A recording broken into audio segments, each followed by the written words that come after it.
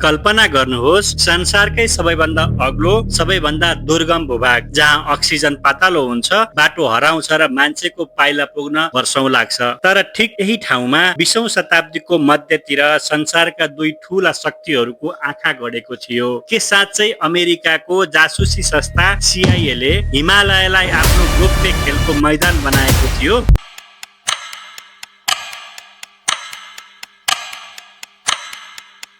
के तिब्बत र नेपाल शीत युद्धको त्यो अदृश्य युद्ध भूमि बनेका थिए जसको बारेमा दशकौंसम्म संसारलाई केही थाहै भएन? यो कुनै कल्पना होइन, यो कुनै षड्यन्त्र सिद्धान्त पनि होइन। यो हो डिक्लासिफाइड अमेरिकी सरकारी दस्तावेज, पूर्व CIA अधिकारीहरूको स्वीकारोक्ति र तिब्बती लडाकुहरूको आफ्नै जीवित गवाहीले पुष्टि गरेको इतिहास।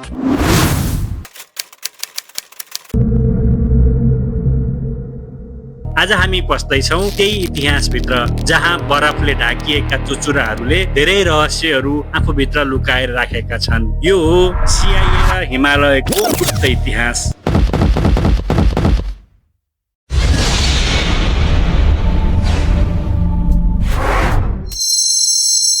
दोस्रो विश्वयुद्ध सकिनासाथ संसार दुई ध्रुवमा बाँडियो, अमेरिका र सोभियत संघ। यो थियो शीत युद्ध जहाँ प्रत्यक्ष लडाई भन्दा बढी जासुसी, प्रोपागान्डा र छाया युद्धले भूमिका खेल्यो। सन् 1949 मा चीनमा माओ सेतुङको नेतृत्वमा कम्युनिस्ट क्रान्ति सफल भयो। यसले एसियाको भू राजनीतिलाई पूर्णतया बदलिदियो। अमेरिकाका लागि चीनको यो कम्युनिस्ट उदय ठूलो चिन्ताको विषय बन्यो र ठीक यही बेला तिब्बतमा पनि ठूलो परिवर्तन भइरहेको थियो। 1950 मा चिनिया सेना तिब्बतमा प्रवेश गर्यो र 1959 सम्म आइपुग्दा दलाई लामालाई भारततर्फ शरण लिन बाध्य पार्यो। तिब्बतको भौगोलिक अवस्थितिले यसलाई असाधारण रणनीतिक महत्त्व दिएको थियो। यो चीन, भारत र मध्य एसियाको बीचमा पर्थ्यो। अग्लो पठार भएकाले सैन्य दृष्टिकोणले पनि अत्यन्तै संवेदनशील थियो र चीनको भित्री भूभागसम्म नजिकबाट नजर राख्न सकिने एउटा दुर्लभ ठाउँ थियो। अमेरिकाका लागि प्रश्न सरल थियो, कम्युनिस्ट चीनलाई भित्रैबाट कमजोर बनाउने कुनै उपाय छ त? र यसैको जवाबमा हिमालय, विशेष गरी तिब्बत र त्यसको छिमेकी नेपाल विश्व शक्तिहरूको चासोको केन्द्रमा आइपुगे। सन् 1950 को दशकमा तिब्बतमा चिनिया नियन्त्रण विरुद्ध स्थानीय प्रतिरोध सुरु भइसकेको थियो। छुसी गान्ड्रुक अर्थात् 4 नदी 6 पर्वत नामको यो प्रतिरोध समूहपछि तेन्सुङ गाङलाङ मागर अर्थात् धर्म रक्षाका लागि स्वयंसेवी सेनाको रूपमा चिनियो। अमेरिकी गुप्तचर संस्था CIA ले यही प्रतिरोधलाई गोप्य रूपमा सघाउने निर्णय गर्यो। डिक्लासिफाइड दस्तावेज र पत्रकारिता अनुसन्धानहरूले देखाउँछन् यो अपरेसन सन् 1957 देखि सुरु भई 1960 को दशकको अन्त्यसम्म करिब 1 दशक भन्दा बढी समय चल्यो। सुरुमा तिब्बती लडाकुहरूलाई अमेरिकाको उत्तरी मारियाना टापुको साइपानमा तालिम दिइयो, तर पछि त्यहाँको गर्मी मौसम तिब्बतीहरूका लागि अनुकूल नभएको महसुस भएपछि तालिम कोलोराडोको क्याम्प हिलमा सारियो, जुन ठाउँको भौगोलिक बनावट तिब्बतसँग धेरै मिल्दोजुल्दो थियो।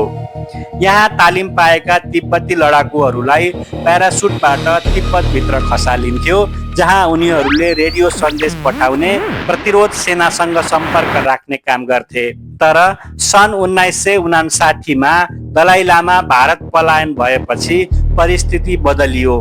अब प्रतिरोधको मुख्य आधार भारत र नेपालतर्फ सर्न थाल्यो र त्यहीँबाट कथाको अर्को महत्त्वपूर्ण अध्याय सुरु हुन्छ, मुस्ताङ आधार इलाका। नेपालको उत्तरी सीमामा पर्ने मुस्ताङ तिब्बती पठारभित्र घुसेको एउटा अनौठो भूभाग।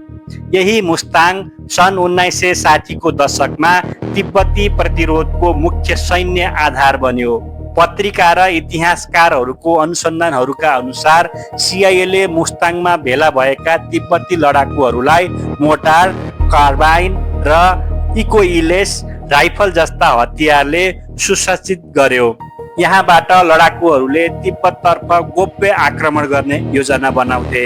डिक्लासिफाइड अमेरिकी सरकारी दस्तावेजहरू अनुसार सन् 1969 सम्म आइपुग्दा सिआइएले मुस्ताङमा रहेका तिब्बती लडाकुहरूलाई तालिम, हतियार, सञ्चार उपकरण र पैसा उपलब्ध गराइरहेको थियो र वार्षिक खर्च लाखौं डलर पुगेको थियो। तर यहाँ एउटा महत्त्वपूर्ण कुरा बुझ्नुपर्छ, यो अपरेसन नेपाल सरकारको औपचारिक जानकारी वा सहमति बिना गोप्य रूपमा नेपालको भूमिमा चलेको थियो।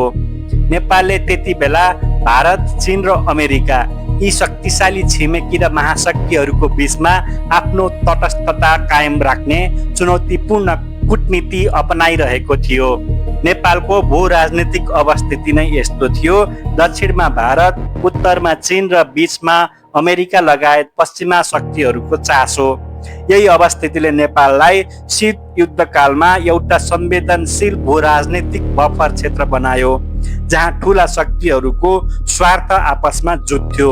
अन्ततः सन् 1971-72 मा अमेरिकी राष्ट्रपति निक्सनले चीनसँग सम्बन्ध सामान्यीकरण गरेपछि तिब्बती प्रतिरोधका लागि अमेरिकी सहयोग बन्द भयो।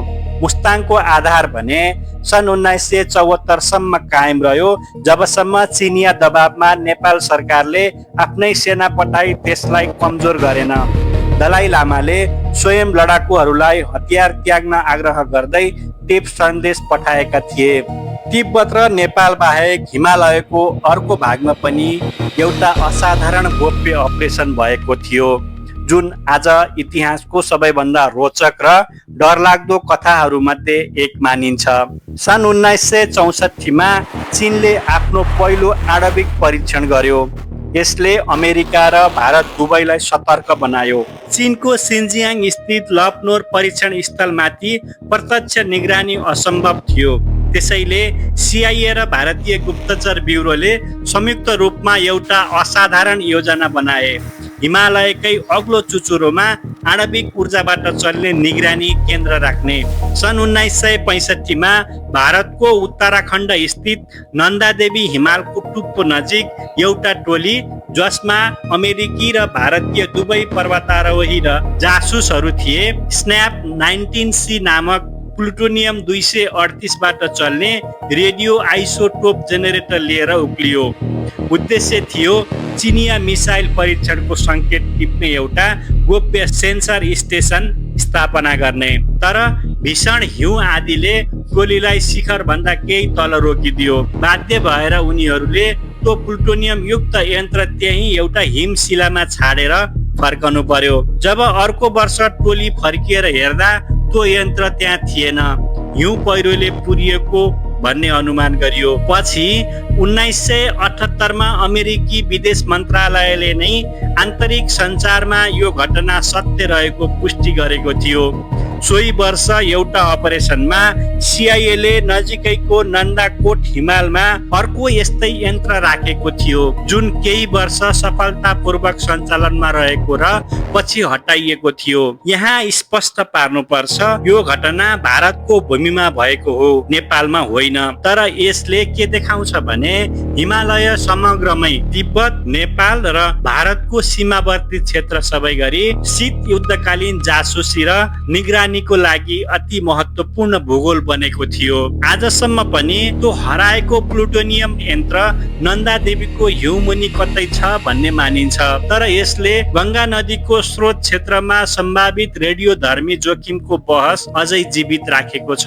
21औं शताब्दीको सुरुतिरबाट अमेरिकी सरकारले तिब्बत र हिमालय सम्बन्धी दस्तावेज सार्वजनिक गर्न थाल्यो। यसमा सिआइए को सन् 1964 को एउटा मेमोरेन्डम र स्टेट डिपार्टमेन्टको foreign relation of the United State सिरिजमा प्रकाशित रिपोर्टहरू पर्दछन्। यी दस्तावेजहरूले के देखाउँछ भने सिआइएले तिब्बती प्रतिरोधलाई सन् 1958 देखि नै सघाउन थालेको थियो र सन् 1969 सम्मको यो सहयोग निरन्तर चलिरह्यो। सन् 1969 को एउटा रिपोर्टमा उल्लेख छ, त्यति बेला तिब्बती लडाकुहरूको ठूलो हिस्सा नेपाल तिब्बत सीमा नजिकैको सुरक्षित शरण स्थलमा बसेका थिए, जसले तिब्बत भित्र सूचना सङ्कलन र साना सैन्य कारबाही सञ्चालन गरिरहेका थिए। यी दस्तावेजहरूबाट के पनि स्पष्ट हुन्छ भने अमेरिकाको मुख्य रणनीति तिब्बतलाई मुक्त गर्नु थिएन, बरु कम्युनिस्ट चीनलाई भित्रैबाट